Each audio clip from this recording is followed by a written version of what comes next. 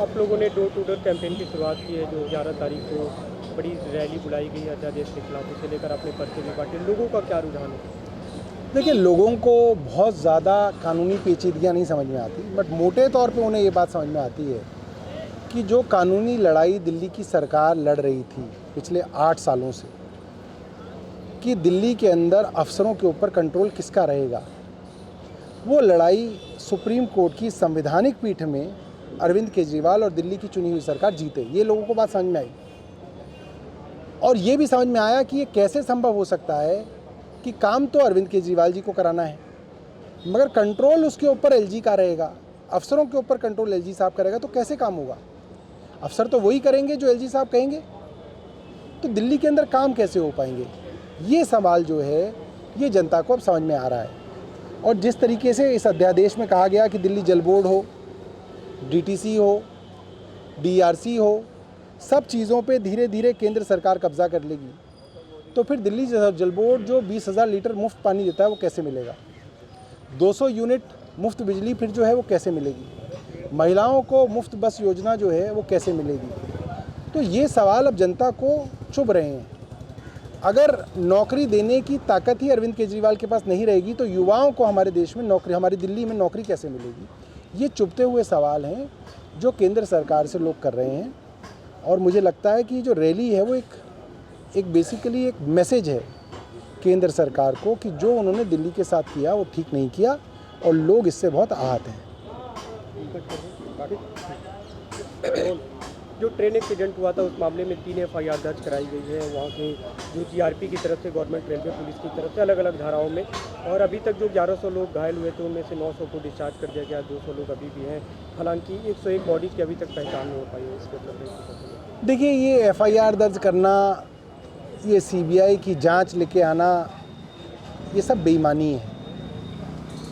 आपके रेल मंत्रालय की नाक के नीचे हिंदुस्तान का, मुझे लगता है कई दशकों का सबसे बड़ा हादसा हुआ।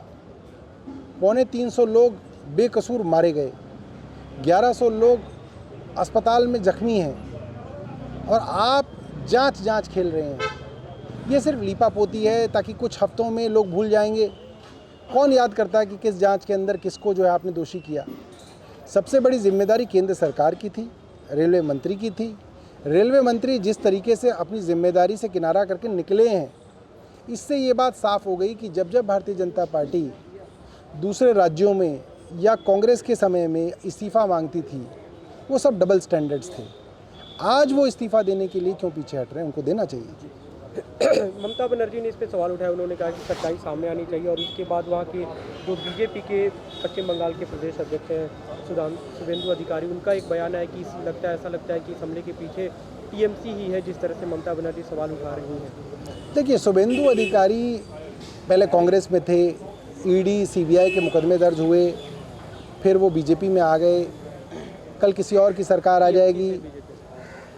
शुभेंदु अधिकारी, माफ़ कीजिएगा, शुभेंदु अधिकारी टीएमसी में ही थे, फिर सरकार दूसरे की आ जाएगी, हो सकता है वो फिर चले जाएं। तो ऐसे लोगों की बातों की कोई खास क्रेडिबिलिटी नहीं होती। ये सब लोग जो है ये राजनीतिक टूरिस्ट होते हैं, जहाँ पे अच्छा मौसम होता है वहाँ पे जो है टूर करने जाते हैं। कल उनकी जो भतीजा अभिषेक बनर्जी, उनकी पत्नी को एयरपोर्ट पे रोक लिया गया था और ईडी का समन दिया गया। उनका बयान अभिषेक बनर्जी का कि मेरी फैमिली से लड़े, प्रधानमंत्री से अपील है कि मेरे फैमिली से न लड़े, हमसे लड़े विचारधारा के मुद्दे। देखिए, केंद्र सरकार के संकेत बिल्कुल साफ हैं कि अगर आप केंद्र सरकार से सवाल पूछेंगे तो आपके ऊपर झूठे मुकदमे दर्ज किए जाएंगे। अगर आप तब भी नहीं मानेंगे तो आपके परिवार की महिलाओं को जो है इसके अंदर जो है प्रताड़ित किया जाएगा, हैरेस किया जाएगा। और मुझे लगता है कि ये पहले कभी राजनीति में नहीं देखा गया, ये पहली बार हो रहा है। कल दिल्ली हाई कोर्ट ने मनीष सिसोदिया को अंतरिम जमानत से तो एक तरह से राहत नहीं दी, लेकिन उन्हें अलाउ किया है कि हफ्ते में एक बार अपनी पत्नी से मुलाकात कर सकते हैं। पिछली बार आए तो मिल नहीं पाए थे। देखिए, दुर्भाग्यपूर्ण है। हमें लगता है कि उनको इंटरिम बेल तो मिलनी चाहिए। ये तो एक ह्यूमैनिटेरियन ग्राउंड के ऊपर हर एक अंडर ट्रायल की जो है राइट बनती है, मगर अगर इसके बाद भी कोर्ट ने ये नहीं दिया है तो मुझे लगता है कि मनीष जी के वकील जो है चर्चा करके इसको जो है दूसरे फोरम्स के ऊपर एजिटेट करेंगे। लेकिन आप इसे राहत मानते हैं कि अपनी पत्नी से एक हफ्ते मिल सकते हैं? पिछली बार हालांकि वो मिल नहीं पाए थे, जो उन्हें राहत दी गई थी।